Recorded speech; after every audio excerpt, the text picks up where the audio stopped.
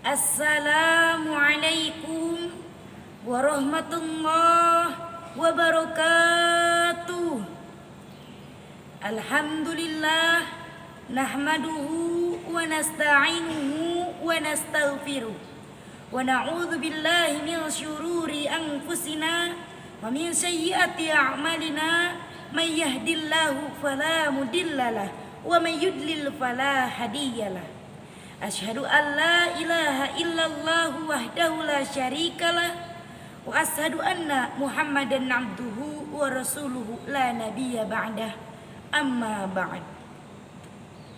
Yang saya hormati Dewan Juri yang arif nan bijaksana, yang saya hormati Ketua Komunitas Syababul Mustofa Ustadz Sufyan Asauri beserta jajarannya, dan yang saya hormati teman-teman dimanapun kalian berada. Semoga selalu ada dalam lindungan Allah Subhanahu wa ta'ala. Tiada untayan kata yang paling indah selain ucapan tasyakur kehadirat Allah Subhanahu wa ta'ala yang dihiasi dengan bintang-bintang keimanan, permata-permata ketakwaan, intan yang paling mahal, mutiara yang paling berharga.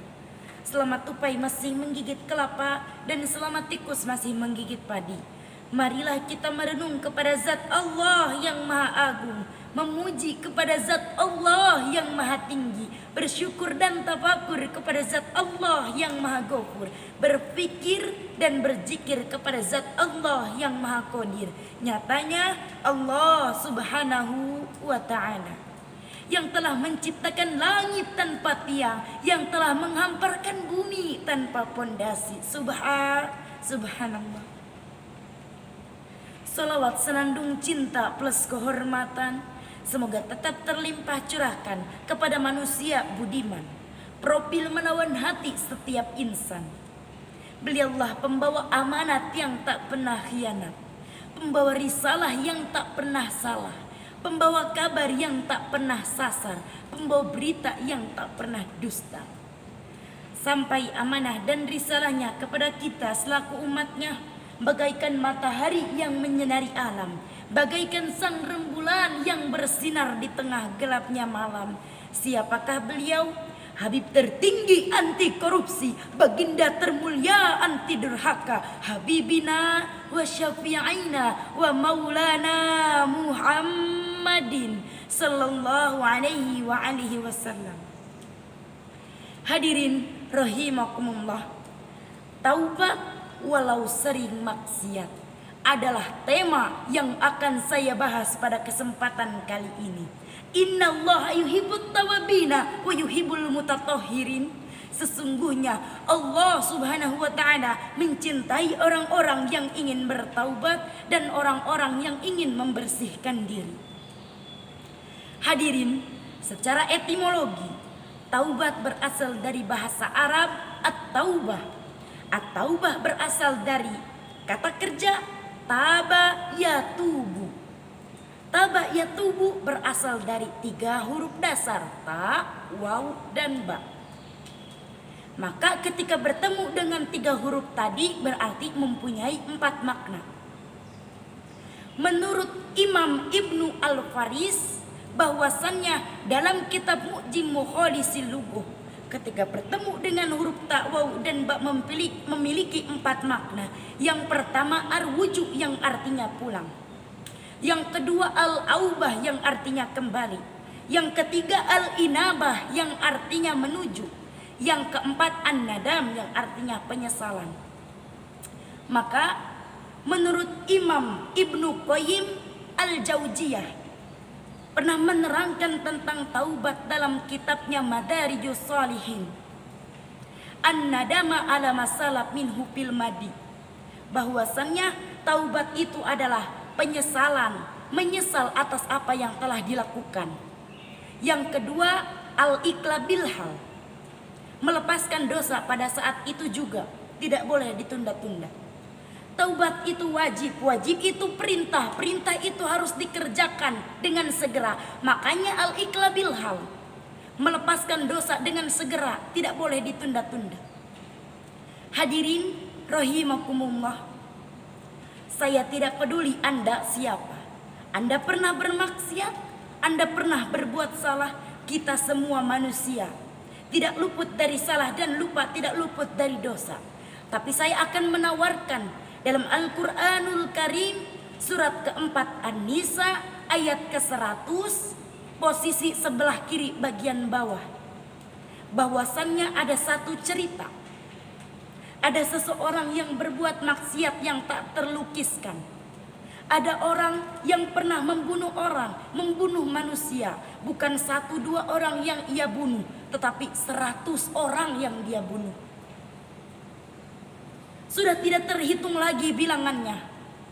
Tetapi ketika Allah sudah memberikan hidayah, Masya Allah, hidayah akan terbuka kepada siapa saja sepanjang ia mau mengambilnya sebelum nyawa berada di kerongkongannya. Tiba-tiba orang itu mendatangi orang alim dan berkata, "Saya ingin berubah." Orang alim itu menyampaikan, "Anda bukan tidak bisa menjadi orang baik. Hanya saja Anda berada dalam lingkungan yang tidak mendukung Anda menjadi orang yang baik." Maka kata orang alim, "Keluarlah dari tempat itu. Pergilah ke majelis ilmu si fulan. Pergilah ke sana. Belajarlah di sana. Allah akan membimbing Anda menjadi orang yang baik. Dari keburukan menjadi orang yang baik, menjadi orang yang paling baik." Maka didengarlah nasihat orang alim itu. Pergilah orang tersebut menempuh perjalanannya, niat ingin bertaubat, niat ingin berhijrah, niat ingin berubah kepada Allah Subhanahu wa taala. Di tengah perjalanannya, tiba-tiba belum sampai pada tempat tersebut, maut menjemputnya. Sumayudrikul maut, apa yang terjadi? Dalam setiap langkahnya Allah hitung sebagai ibadah. Dalam derap langkahnya ia beristighfar, bertaubat kepada Allah Subhanahu wa taala. Taubatnya menghadirkan cinta Allah Subhanahu wa taala. Dalam Al-Qur'an surat kedua ayat 222 di ujung ayatnya, "Innallaha yuhibbut tawabin." Sesungguhnya Allah mencintai orang-orang yang bertaubat. Cintanya Allah menghadirkan ampunan-ampunan bagi dosa-dosanya. Dalam Al-Quran surat Ali Imran ayat 31 posisi sebelah kiri bagian atas, "Wa in kuntum tuhibbunallaha fattabi'uni yuhibbukumullah." Allah Subhanahu wa sesungguhnya Allah Subhanahu wa taala mencintai orang yang mau taat kepada Rasul. Ketika Allah sudah cinta kepada manusia, wa yaghfir lakum junubakum, dihapuskan segala dosa-dosanya, diampuni segala dosa-dosanya. Masya Allah. Dalam derap langkahnya ia beristighfar. Taubatnya menghadirkan cinta Allah Subhanahu wa ta'ala. Cinta Allah menghadirkan ampunan bagi setiap dosa-dosanya. Maka apa yang terjadi? Summa yudrikul maut faqad waqa ajruhu 'ala Allah. Pahalanya ditulis untuk orang itu. Di jalan, maaf, maut datang menjemputnya. Taubatnya diterima oleh Allah. Dosanya diampuni oleh Allah. Amalan ia dapati dalam derapnya ia beristighfar. Maka summa yudrikul maut faqad waqa ajruhu 'ala Allah. Pahala dituliskan untuknya. Dakhulul jannah, kata Allah, masuk surga orang ini. Hadirin, bisa kita lihat, bisa kita bayangkan, orang itu yang pernah membunuh orang 100 orang, kriminalitas sudah tidak bisa dihitung. Mabuk, maksiat tidak bisa terlukiskan. Tetapi ketika dia niat bertaubat kepada Allah, belum sampai ke majelis ilmu, tetapi kata Nabi, bertaubat, dosanya diampuni oleh Allah. Dakhalal jannah, masuk surga orang itu. Dan langkahnya dihitung sebagai pahala. Maka Allah Subhanahu wa ta'ala menurunkan ayat untuk melukiskan penawaran yang sama untuk kita. Wa ma yuhajjir fi sabilillah yajid fil ardi marrogoman kasiro sa'a. Siapapun orang yang ingin berubah kembali kepada ketentuan jalan Allah Subhanahu wa ta'ala, selama dia masih mempunyai batasan-batasan kehidupan, akan Allah berikan kelapangan di sisa hidupnya. Akan Allah berikan kenikmatan selama ia hidup. wa ma yakhruj min baitihi muhajiron billahi war rasul. Tetapi ketika ada orang yang baru mau ingin berhijrah, baru mau ingin memperbaiki dirinya, tetapi pada saat itu summa yudrikul maut, belum keluar ia dari rumahnya, belum menempuh perjalanan itu, maut menjemputnya, faqad waqa ajruhu Allah. Semua amalannya diterima oleh Allah Subhanahu wa taala. Dosanya diampuni oleh Allah Subhanahu wa taala dan namanya dituliskan di surga oleh Allah Subhanahu wa taala. Masya Allah.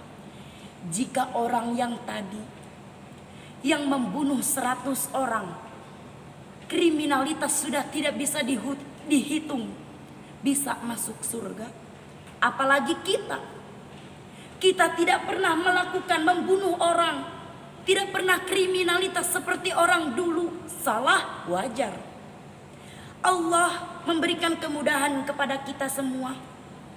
Bedanya kita dengan orang tadi, jika orang tadi baru mau berjalan ke majelis ilmu, tetapi kita sudah ada di dalamnya, kita sudah ada di dalam rumah Allah.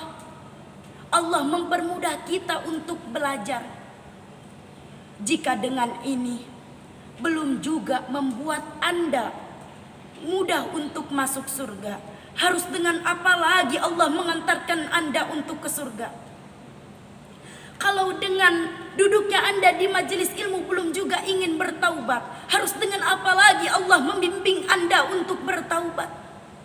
Jika dengan ini semua belum juga Anda taat kepada Rasulnya, harus dengan apa lagi Allah Subhanahu wa taala meyakini Anda untuk taat kepada Rasulullah sallallahu alaihi wasallam.